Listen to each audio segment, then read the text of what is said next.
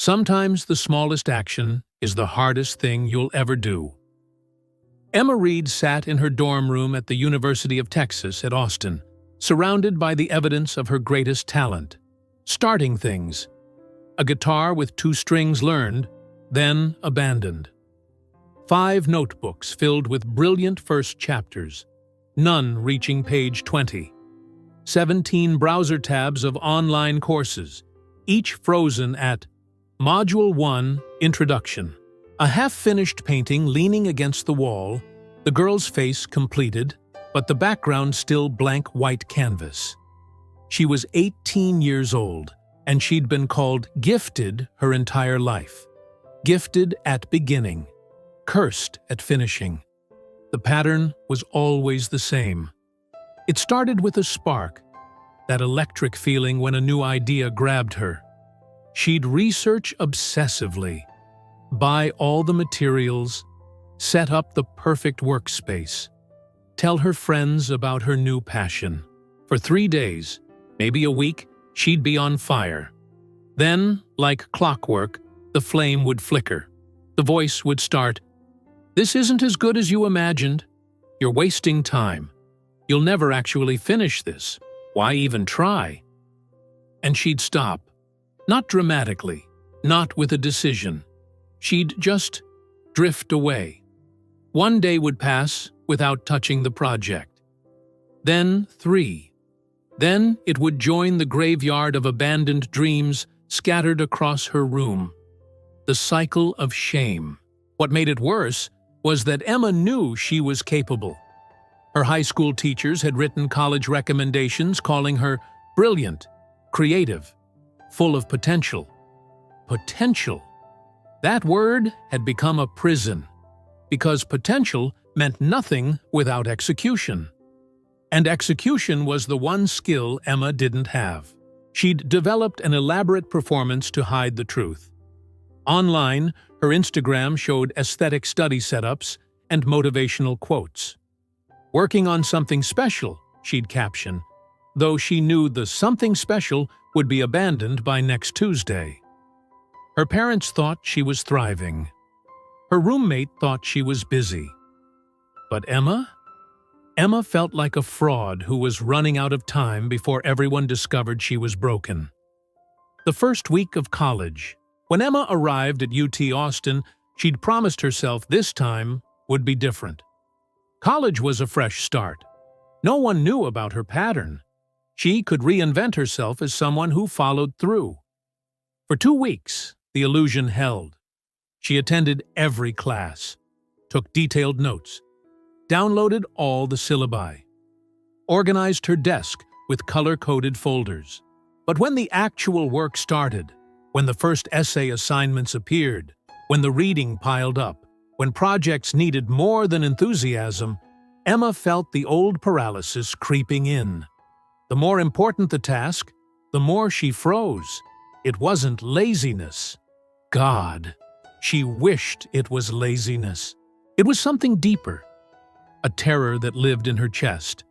A voice that said, "If you try and fail, everyone will see you're not actually special. Better to not finish than to finish badly." The breaking point.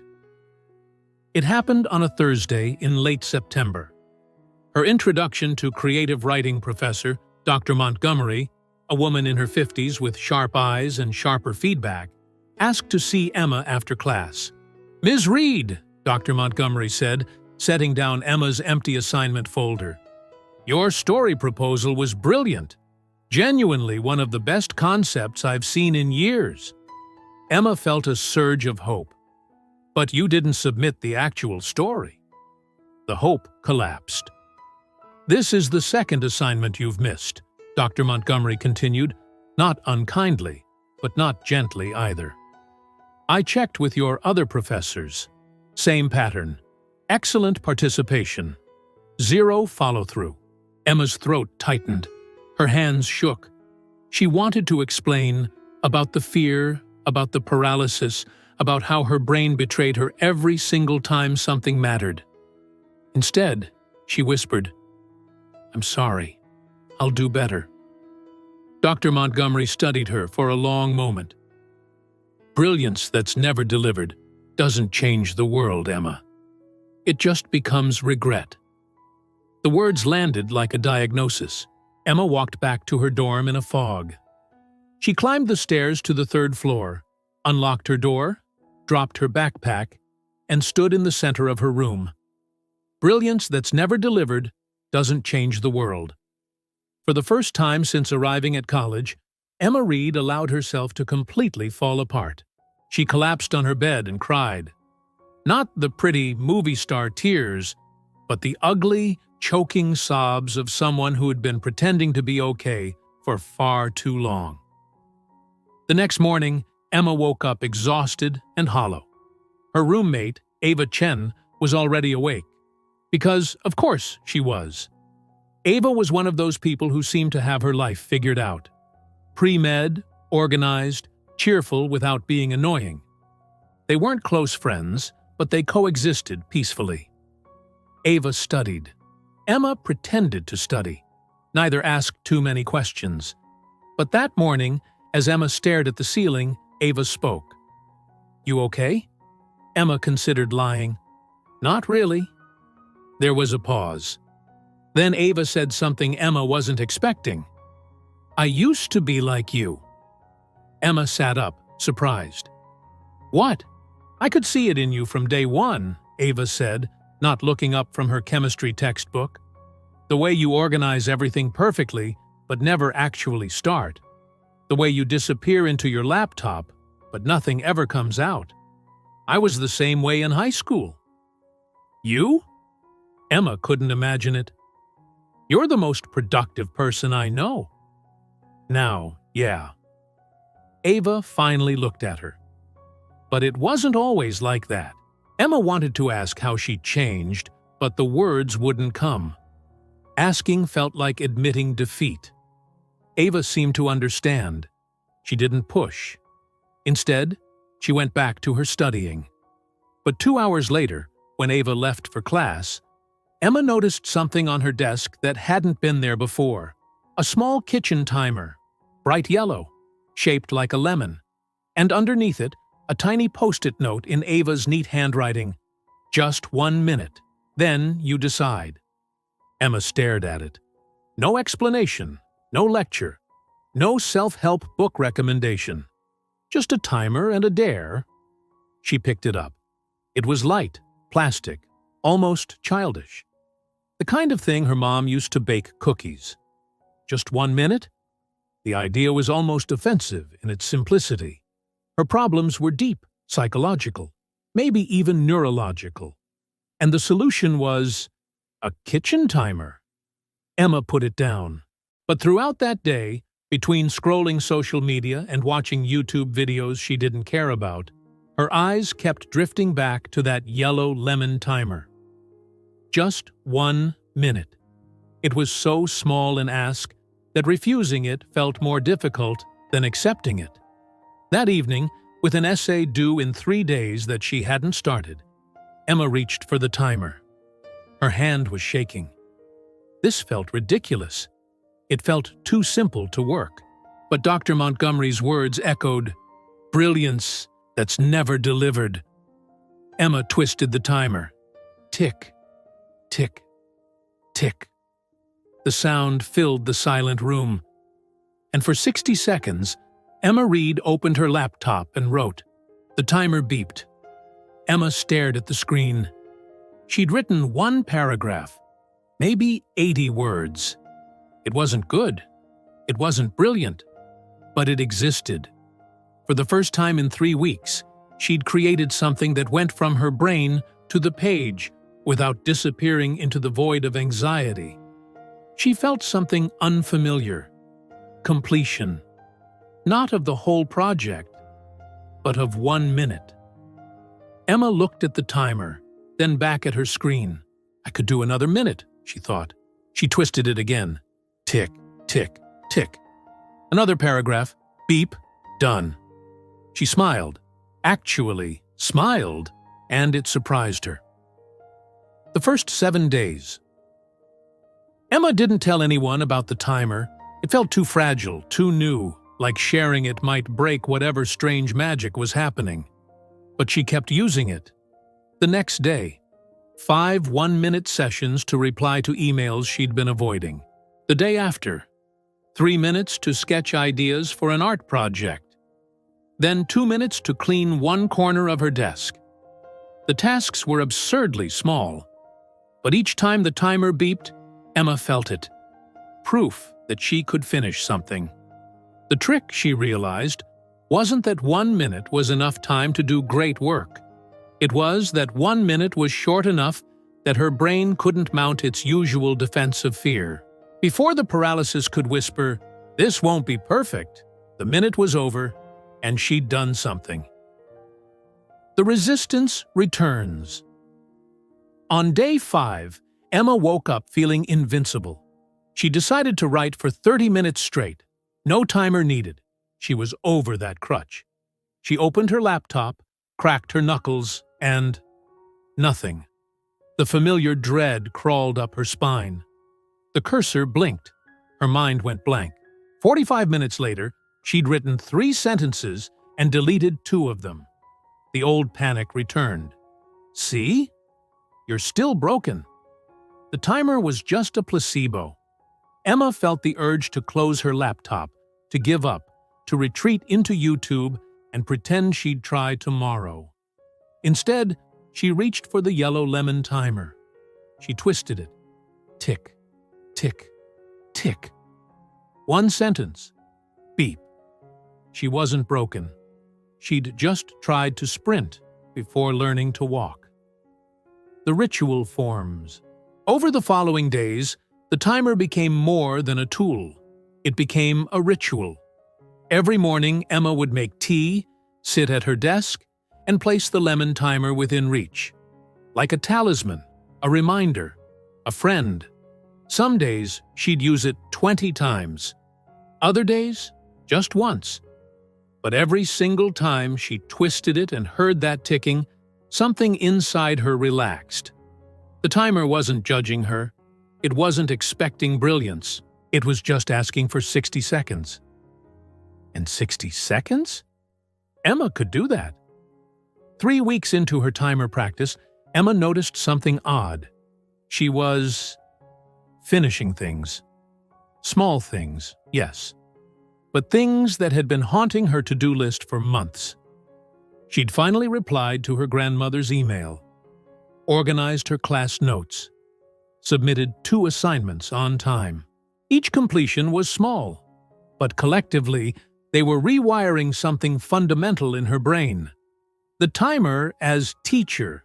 Emma started to understand what the timer was actually teaching her. It wasn't time management. It was permission to be imperfect. Every time she twisted that yellow lemon, she was making a deal with herself. For 1 minute, I don't have to be brilliant. I just have to be present. And presence, she realized, was the opposite of paralysis. When she was paralyzed, she was living in the future, imagining all the ways she'd fail. But when the timer was ticking, there was only now. Only this sentence. Only this minute. The timer had shrunk her overwhelming future into a manageable present. The object's layers. Emma began noticing things about the timer she hadn't seen before. The lemon shape, bright, cheerful, almost silly, made it impossible to take too seriously. It was the opposite of the productivity apps on her phone with their aggressive notifications and guilt-inducing streaks. The mechanical ticking was soothing, almost meditative. Unlike digital silence, the sound reminded her that time was passing but not judging, and the beep, that simple, neutral beep, never sounded disappointed. It just marked completion. One night, Emma held the timer in her hands and realized something profound. This plastic lemon knew more about compassion than she did. It never told her she should have done more. It never compared her to others. It just celebrated. You did a minute. That's enough. The conversation with the object. Emma knew it was weird, but she started talking to the timer. Not out loud, she wasn't that far gone, but in her head. "Okay, Lemon, let's do this. Before starting a difficult task. Just 1 minute, right? You've got my back." After completing a session, "Thanks, friend." The timer, obviously, didn't respond.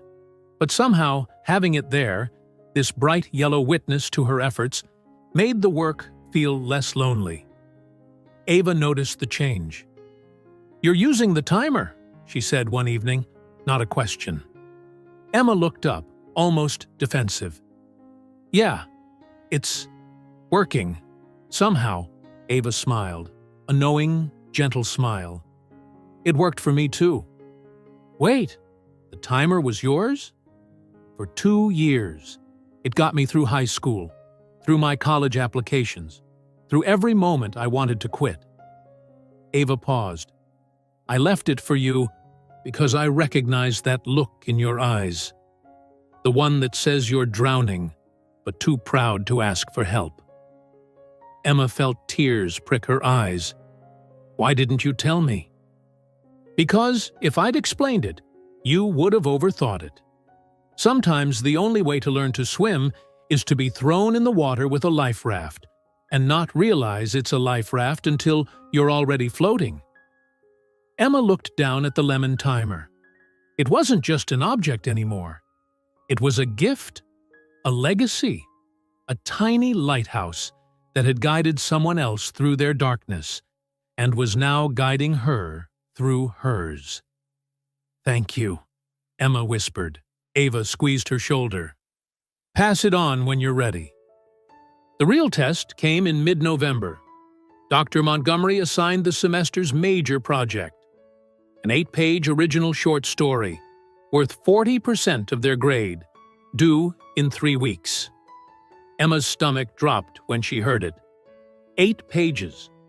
The longest thing she'd ever actually finished was maybe 2 pages, and that was with the timer, in small chunks, over multiple days. 8 pages felt impossible. That night, Emma sat at her desk, the blank document mocking her. The old thoughts returned, louder than ever. "You can't do this. 8 pages. You've never completed anything longer than a homework assignment. You'll start strong and abandon it like everything else. Why even begin?" Her chest tightened. Her hands trembled. This was it. The moment that would prove whether the timer was real transformation or just another temporary fix before the inevitable collapse. Emma picked up the lemon timer. It felt heavier than usual. "Just 1 minute," she thought. "I can do 1 minute." She twisted it. Tick, tick, tick. She wrote the first sentence. Beep. The 3-week ordeal. Emma didn't write the story in one heroic all-nighter. She wrote it 1 minute at a time. Day 1, 5 one-minute sessions. Total, 1 paragraph. Day 2, 8 sessions. Total, half a page. Day 3, she panicked, wrote nothing, went to bed feeling like a failure. Day 4, she forgave herself, did 3 sessions before class. Some days, the words flowed, and she'd do 20 minutes in 1-minute increments, riding the momentum. Other days, she could barely manage 5 minutes total. But she didn't stop. The timer became her anchor. When the fears said, "You'll never finish," she'd twist the timer and reply, "I don't have to finish. I just have to do 1 minute." Week 2, the breaking point.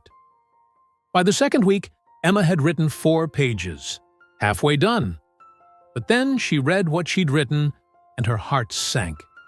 It was terrible. Cliché, boring, amateurish. This is what you spent 2 weeks on? This garbage? Emma closed her laptop and walked away. For 3 days, she avoided the story. The timer sat on her desk, untouched. Dr. Montgomery's words haunted her again.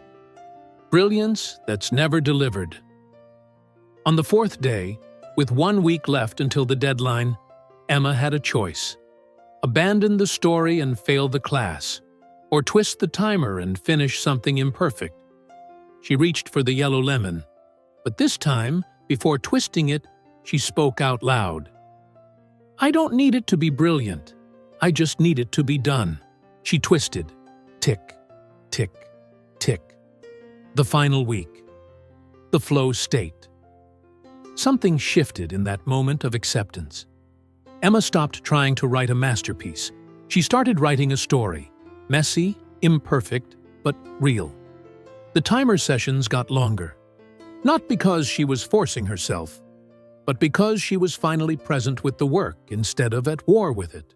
2 minutes, 5 minutes, once, even 15 minutes straight, before she realized she hadn't checked the time. The timer wasn't controlling her anymore. It had taught her how to start, how to stay, how to finish. And now, she was doing it on her own.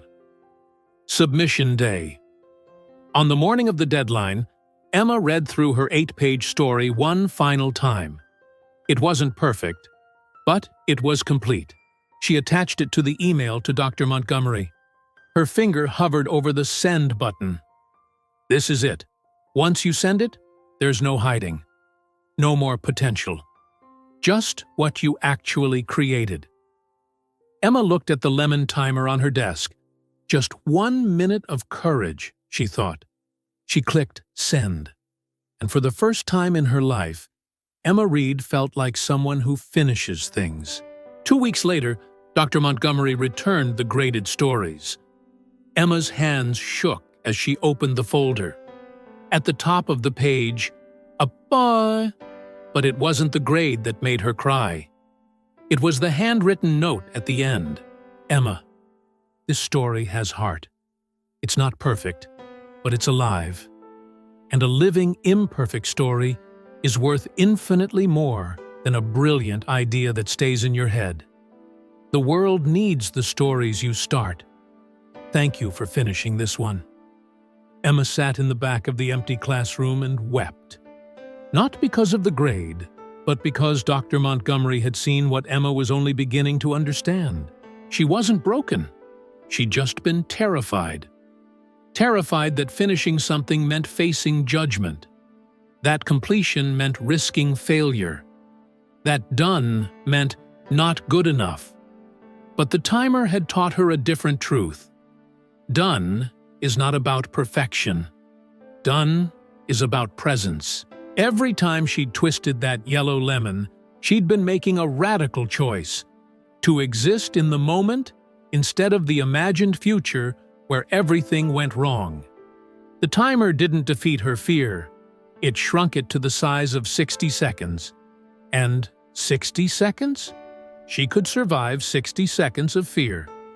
String enough 60-second moments together, and you finish an 8-page story. String enough stories together, and you build a life. The integration. Emma returned to her dorm and placed the timer on her bookshelf. Not hidden away, but displayed. It was no longer a tool she was dependent on. It was a reminder of what she'd learned. Start small. 60 seconds is enough. Perfection is the enemy. Completion is the goal. Shame is a liar. Every unfinished project wasn't proof of brokenness. It was just a moment she let fear win. You don't build a cathedral in a day. You place one stone, then another, then another. That evening, Ava came back from class and saw Emma staring at the timer. "You ready to pass it on?" Ava asked gently. Emma considered. "Not yet, but someday." "That's okay," Ava said. "It'll find its next person when the time is right. Objects like that, they know." Emma smiled. She didn't know if she believed in magical objects, but she believed in what this one had done for her.